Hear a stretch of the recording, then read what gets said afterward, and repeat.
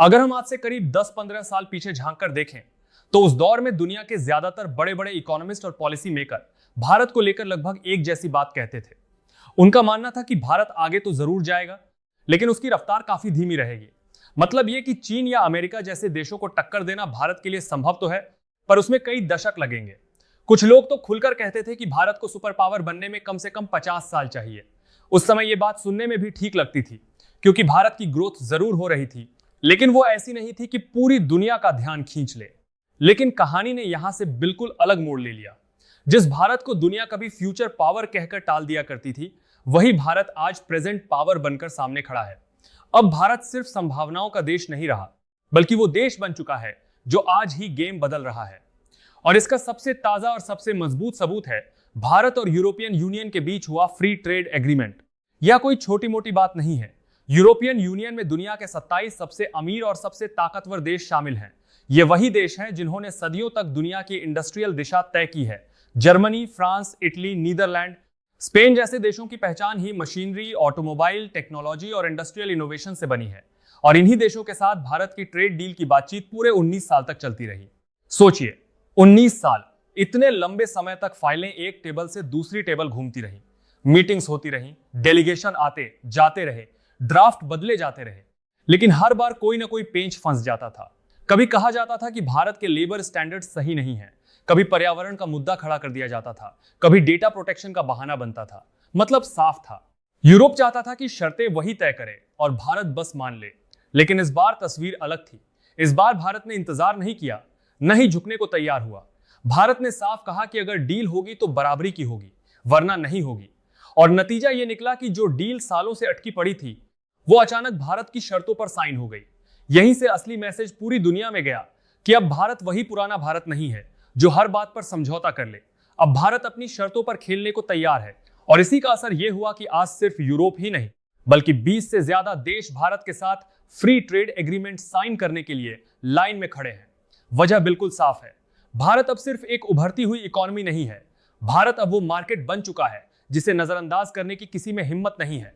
भारत अभी कोई काम नहीं के बाद की आबादी, उसकी खपत, उसकी मैन्युफैक्चरिंग कैपेसिटी और उसकी डिजिटल ताकत, ये सब मिलकर भारत को एक ऐसा सेंटर बना रहे हैं जिसके बिना ग्लोबल इकोनॉमी का पहिया ठीक से घूम ही नहीं सकता। असल में यूरोप का भारत से डर भारत की ताकत से नहीं था, बल्कि भारत की रफ्तार से था। यूरोप अच्छे से जानता था कि अगर भारत को मैन्युफैक्चरिंग और सप्लाई चेन में खुली हवा मिल गई तो जर्मनी के प्लांट, फ्रांस की फैक्ट्रियां और इटली की मशीनरी को सीधी टक्कर मिलने वाली है। इसलिए भारत को खुलकर रोकना डिप्लोमेटिकली सही नहीं लगता था, तो उन्होंने एक चालाक तरीका अपनाया, नियमों का जाल। कभी पर्यावरण का नाम लेकर कार्बन टैक्स लगा दिया जाता, कभी लेबर स्टैंडर्ड्स की बात उठाई जाती, कभी डेटा प्रोटेक्शन को लेकर शोर मचाया जाता। कागज पर ये सब नियम थे, लेकिन जमीन पर ये ब्रेक थे। 2013 के बाद से भारत के स्टील, टेक्सटाइल और केमिकल सेक्टर पर तरह तरह के नॉन टैरिफ बैरियर्स लगाए गए। मतलब सीधा सीधा रोक नहीं, बल्कि ये अड़चने कि भारत की रफ्तार अपने आप धीमी हो जाए। फिर 2021 में यूरोप ने एक नया हथियार निकाला, कार्बन बॉर्डर एडजस्टमेंट मैकेनिज्म। नाम टेक्निकल था, लेकिन मकसद बिल्कुल साफ था। जो देश मैन्युफैक्चरिंग में तेजी से आगे बढ़ रहे हैं, उनकी लागत बढ़ा दो। और इसमें सबसे ज्यादा मार भारत जैसे देशों पर पड़नी तय थी।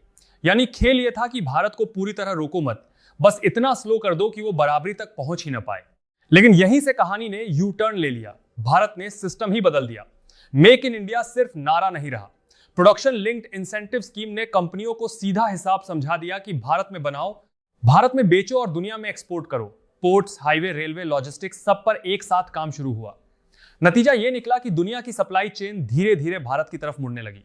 अमेरिका ने नोटिस लिया, मिडिल ईस्ट ने निवेश बढ़ाया, अफ्रीका और साउथ ईस्ट एशिया भारत के साथ डील करने लगे। और तभी यूरोप को समझ आया कि अब देर हो चुकी है। अगर अब भी भारत को रोका गया तो भारत यूरोप की जरूरत ही खत्म कर देगा। यानी भारत के पास ऑप्शन थे, यूरोप के पास नहीं। यहीं से यूरोप का मूड बदला। जो एफटीए सालों से मुश्किल और जटिल बताया जा रहा था, वही अचानक म्यूचुअली बेनिफिशियल बन गया।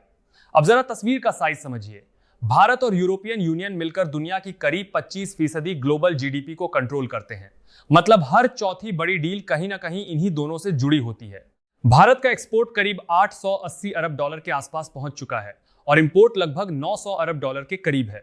यानी भारत अब भी थोड़ा ज्यादा खरीद रहा है, कम बेच पा रहा है। यही वो गैप है जिसे यूरोप का मार्केट अब भरने वाला है। एफटीए के बाद भारतीय प्रोडक्ट्स पर यूरोप में लगने वाले आले भारी भरकम टैक्स धीरे धीरे खत्म हो जाएंगे और जहां टैक्स गिरता है वहां डिमांड अपने आप बढ़ जाती है। अब सवाल यह है कि भारत यूरोप को देता क्या है? जवाब बहुत सीधा है। यूरोप की फार्मेसियों में जो सस्ती दवाइयां मिलती हैं, उनके पीछे भारत खड़ा है। यूरोप की दुकानों में जो रेडीमेड कपड़े बिकते हैं, उनकी सप्लाई चेन में भारत है। Pharmaceuticals, textile, readymade garments, auto parts, IT services, chemicals और हेवी इंजीनियरिंग गुड्स, ये सब वो सेक्टर हैं जहां भारत यूरोप को मजबूत कर रहा है। दूसरी तरफ भारत यूरोप से क्या मंगाता है? High and machinery, industrial equipment, aircraft parts, premium कारें और एडवांस टेक्नोलॉजी। मतलब साफ है, यूरोप टेक्नोलॉजी देता है, भारत स्केल देता है। एफटीए के बाद असली बदलाव यहीं आता है। अब तक यूरोप में भारतीय सामान महंगा पड़ता था क्योंकि उस पर टैक्स बहुत ज्यादा लगता था, लेकिन अब वही टैक्स दीवार गिरने वाली है। इसका मतलब यह है कि भारतीय कंपनियों के लिए यूरोप का मार्केट सस्ता, आसान और ज्यादा फायदेमंद हो जाएगा। एक्सपोर्ट बढ़ेगा, फैक्ट्रियों में प्रोडक्शन बढ़ेगा और सबसे जरूरी, रोजगार के नए मौके पैदा होंगे।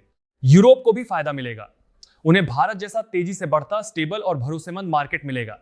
लेकिन अगर तराजू पर तौलें तो लॉन्ग टर्म में फायदा भारत के पलड़े में ज्यादा भारी है, क्योंकि भारत सिर्फ मैन्युफैक्चरिंग नहीं, सर्विस सेक्टर में भी अपनी पकड़ मजबूत कर रहा है। IT, finance, consulting, digital services, इन सब में भारत पहले ही आगे है। सबसे दिलचस्प बात यह है कि जो यूरोप कभी भारत की रफ्तार रोकना चाहता था, आज वही यूरोप भारत की कमाई बढ़ाने का रास्ता बन रहा है। यही होती है असली कूटनीतिक ताकत। बिना लड़ाई किए, बिना टकराव के अपनी पोजीशन इतनी मोटी लेने की पढ़िले के आसान, जबूत कर लेना कि सामने वाला खुद समझौते को मजबूर हो जाए। आज की तारीख में 50 से ज्यादा देश भारत से फ्री ट्रेड एग्रीमेंट के लिए तैयार बैठे हैं। यूरोप के साथ इतिहास की सबसे बड़ी डील साइन होते ही इस कतार में और देश जुड़ते जा रहे हैं। सबको भारत का मार्केट चाहिए, सबको भारत का स्केल चाहिए और सबको भारत की ग्रोथ स्टोरी का हिस्सा बनना है। इस पूरी तस्वीर में सिर्फ एक बड़ा खिलाड़ी ऐसा है जो अब भी पूरी तरह भारत की अहमियत नहीं समझ पा रहा, अमेरिका। टैरिफ पर टैरिफ, दबाव पर दबाव। कई फाइनेंशियल एक्सपर्ट तो अमेरिका की इस सोच को सीधी भाषा में स्ट्रेटेजिक स्टुपिडिटी तक कह रहे हैं, क्योंकि आज की दुनिया में जो देश भारत से दूरी बनाएगा वो खुद अपने लिए नुकसान खड़ा करेगा। अब असली सवाल यह नहीं है कि भारत आगे जाएगा या नहीं, वो सवाल तो खत्म हो चुका है। असली सवाल यह है कि बाकी दुनिया भारत की रफ्तार के साथ चल पाएगी या नहीं, क्योंकि भारत अब सिर्फ दौड़ में शामिल नहीं है। भारत अब रेस का टेम्पो सेट कर रहा है और जो टेम्पो सेट करता है वही गेम बदलता है।